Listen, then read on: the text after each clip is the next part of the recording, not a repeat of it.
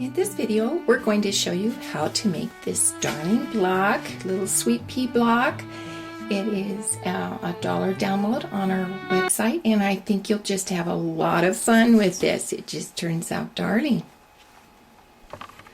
Begin by making your dimensional pieces. Put a Xerox of your pattern on top of 2 pieces of fabric that are right side together, and then polyester bonded batting. The batting can be optional if you want on the leaves. It's fine if you don't want it quite as dimensional. Then what you're going to do is sew on a solid line, and then you're going to cut on the dashed line all the way around and down the middle. Okay, and then take your paper out and turn it right side out. And the way to make these really nice is to spend a little time with the iron. Now, if you're working with polyester bonded batting, if it's a very hot iron, it will flatten it quite a bit, which is fine if that's the look you like. If you don't want it flattened, then use very little heat. It's the heat that melts, and you want to take out this little seam paper. That's extra bulk that you just don't need. Okay, and turn it right side out and press. Then what I like to do on the leaves is to put the two together and machine base just right on the edge, so that when I put it in a 1/4 inch seam, that basting won't show. Okay, that's how you make the leaves. Now, to make our pea pod, we have 2 pieces of fabric right side together, thin polyester bonded batting, and then our Xerox pattern, and we go ahead and cut it out on the outside dash line so that we have the shape. Now I'm going to pin it right here just to keep all of those layers straight.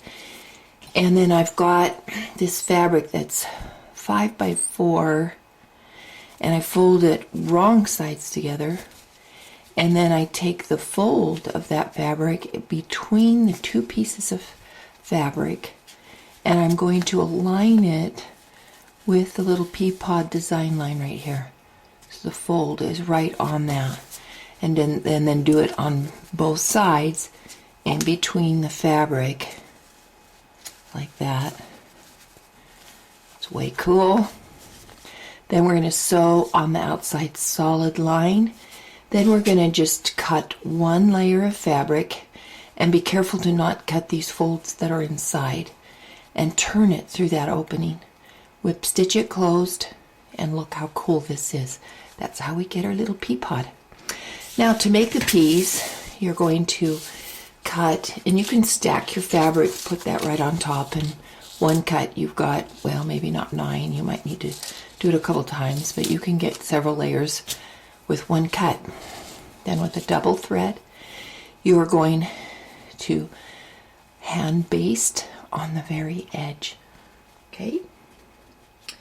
Then you take stuffing, and stuffing works better than batting, but this is batting, and that's fine. What you want to do is get that little pea pod stuffed as absolutely tight as you can. That is the trick to making a really nice pea pod. And then pull it closed, and then we're going to stitch across that opening so it's nice and secure. Okay, then you're going to put the opening down inside your pea pod, so each pea has 3, and with single thread you're in a blind stitch. So let the little pea crown around till it meets your pea pod, and blind stitch just means where it comes out, you're going to go down into the pea pod, go forward, and catch the little edge of the pea like that. Came out there, go down, and in between those fabrics, go forward and catch. Okay, and then do that with 3 peas in your pod. Okay, and we'll show you how to foundation piece the block. Now, unfortunately with these videos, I'm kind of assuming that you know paper piecing. If you're not familiar with it, go back and watch some of our instructional videos on just plain paper piecing. All of your fabric is on the unprinted side of your paper pattern. You Xerox that because it's going to be destroyed in the process. And each piece is numbered in the order that you put it on. And you do all your sewing with your printed side up. So I've cut a piece of background fabric larger than area 1. And I placed it on this side, right side away. Then we're going to show you how to put the dimensional pieces in, but then I foundation pieced number 2, and I'm going to show you that process on number 3. So to put the second set of leaves in, which is the same as I've done here on the first set, you're going to baste where the leaves go into the seam, right here. Machine baste. That will transfer the location here so you can see that line. Now I've taken my dimensional leaves. I did the basting on the very edge just to keep it, because you want to keep those points together. That's how you get a nice pointy leaf. Then I'm going to place it 1/4 of an inch past that basting so that it will be in the seam. And I can pin it so it won't move.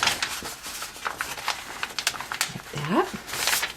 Okay, now I've cut a piece of background fabric large enough for area 3, which is pretty large. And I'm going to place it right side down along the leaf, which is 1/4 of an inch past the basting. And the bulk of the fabric is opposite area 3 where I'm trying to cover. Then I'm going to turn it over and sew that whole line, and I'll show you what that looks like. We've sewed that seam by having the printed side up, and there will always be extra in the seam allowance that you can cut out. There's no way you can have that be exact. Cut it out.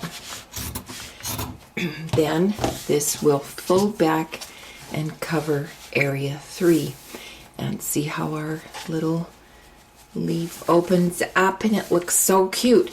Then we're going to cut on the outside dash line, but we're going to add 1/4 of an inch seam, and we'll show you the rest of this. While the paper was still on the pattern, I held it up to the window, and I, with a pencil, traced my little curly vines, and then with 2 strands of embroidery floss I outline stitched this, and that's just stitching so that the little stitches butt up against each other. It's pretty easy.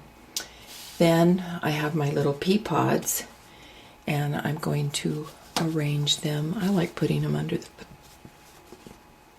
the leaves like that, and this pea pod comes out a little bit, and then I will blind stitch those to my quilt. Now if I'm putting this into a bigger quilt, I might add these on later because they are a little bit of bulk.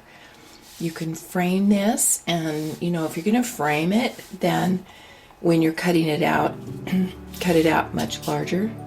And then with foam core, you can pin stretch. There's a video on how to pin stretch so you can frame these little blocks, and this just turns out to be a darling kitchen piece. And anyway, that's how this is done.